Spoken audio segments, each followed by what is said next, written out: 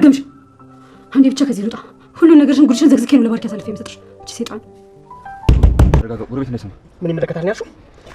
እንዳልታይሻ ምን እንደሚመለከት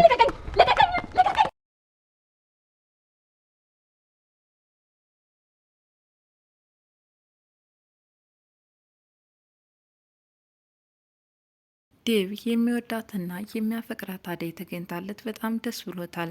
ወዲያውኑ መገኘቷን ሲሰማ ወደ ኤላ ቤት ነበር እየሮጠ ሄደው። ፍቅር ዴቭን አፍቅራ ቅጥል እያለች ነው። ከሊዲያ ጋርም ከፍተኛ የሆነ ሰጣ ገባ ገብተዋል። በመጨረሻም ያላሰበችው ዱብዳ ገጥሟት ለእገታ ተዳርጋለች። ሰላም ጤና ይስጥልን ውድ የቻናሌ ቤተሰቦች እንደምናላችሁ በያላችሁበት በዓለም ዳርቻ ሰላማችሁ ይብዛ እያልኩኝ ዛሬም በአዲስ ቪዲዮ መጥቻለሁ።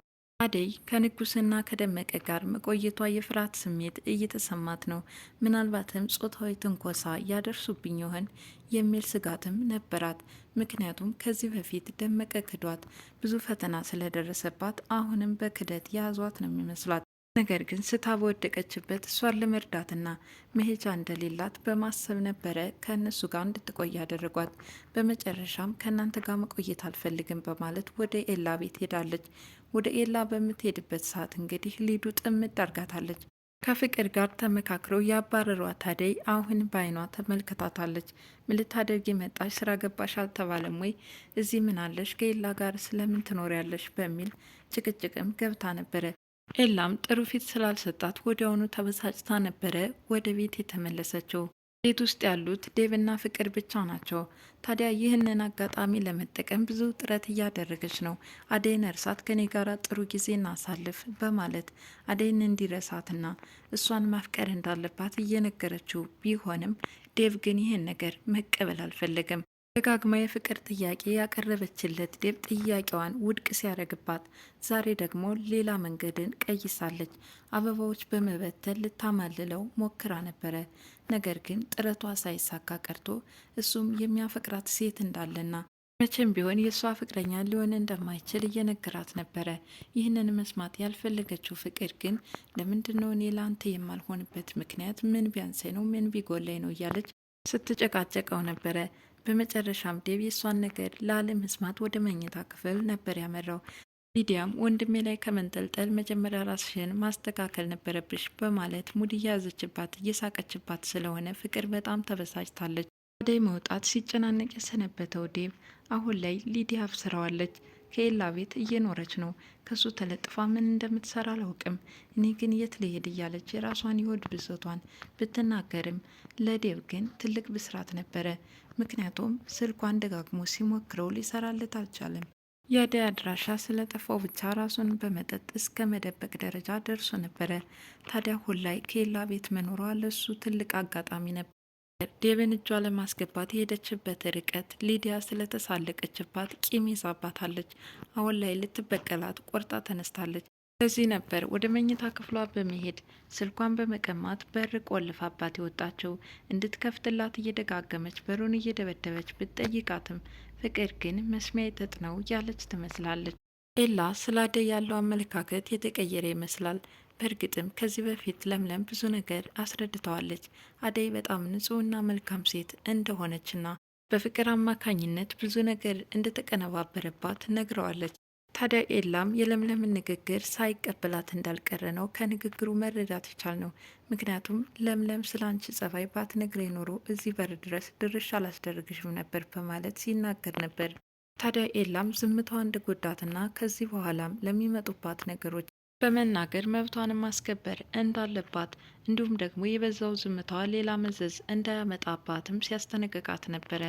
አደይም ፍለጋ የመጣው ዴቭም እጅግ በጣም ደስ ብሎታል። በሷ መጥፋትም በብዙ እንደተጨነቀና በተለይ ደግሞ የስልኳ መዝጋት ብዙ እንዳሳሰበው እየነገራት ነበር።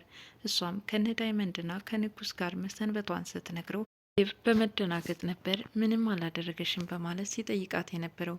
ምክንያቱም ከዚህ በፊት ታግታ ሳለ አስገድዶ መድፈር ሙከራ እንዳደረገባት ከዚህ በፊት ለዴቭ ነግረው ነበረ። ያንን በማሰብ ነበር በመደናገጥ ምንም አላደረገሽም በማለት ሲጠይቃት የነበረው። አደይም ራሷን ስታ እንደወደቀችና እሷን ለመርዳት ሲሉ አንስተው ወደዛ ቦታ እንደወሰዷት እየነገረችው ነበር። ሌላ አንድ ነገር አሳስቦታል።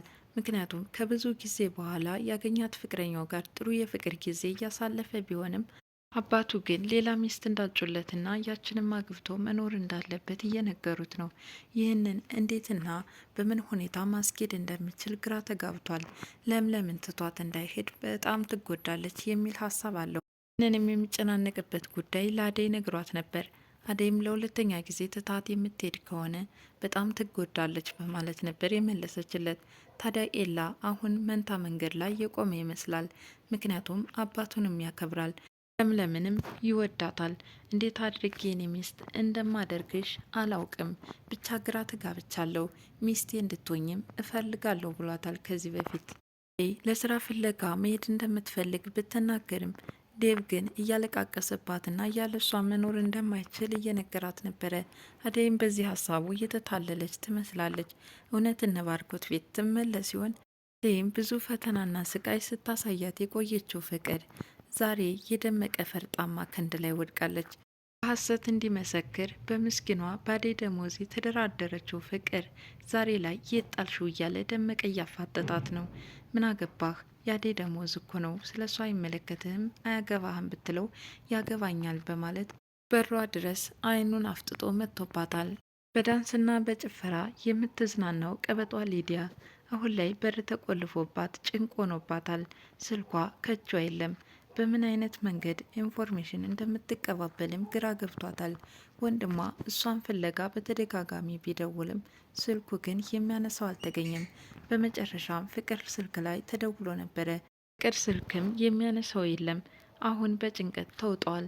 ምናልባትም ተጣልተው ይሆን እንዴ እያለች ነው ጠርጣራዋ አደይ። ምክንያቱም ከዚህ በፊት ጭቅጭቃቸውን አይታለችና ሁለታቸው በአንድ ላይ ከዋሉ እኮ ይጣላሉ።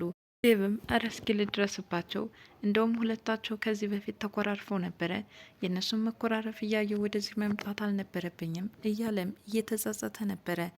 ወደ ውጭ ወጥተው ሊዝናኑ የነበረውን በመሰረዝ ወደ ቤትም እየሮጠ መጥቷል። እንግዲህ ቤት በሚመጣበት ሰዓት አጅሬት ፍቅርም ታግታ ሄዳለች።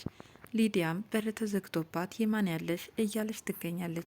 ወደ ቤት እየሮጠ የመጣው ዴቭም ምን ይሰማው ይሆን? አብረን የምናይ ይሆናል። መጨረሻም ደመቀ እኔ ዛቻ ብቻ አይደለም በተግባር አሳይሻለሁ በማለት ተሸክሟት ሄዷል። ምን ያደርጓት ይሆን? እስኪ ሁላችንም የምናይ ይሆናል። ለማንኛውም ዛሬ ፍቅር ያሰበችው ሳይሳካ ባጠመደችው ወጥመድ ራሷ ገብታበታለች።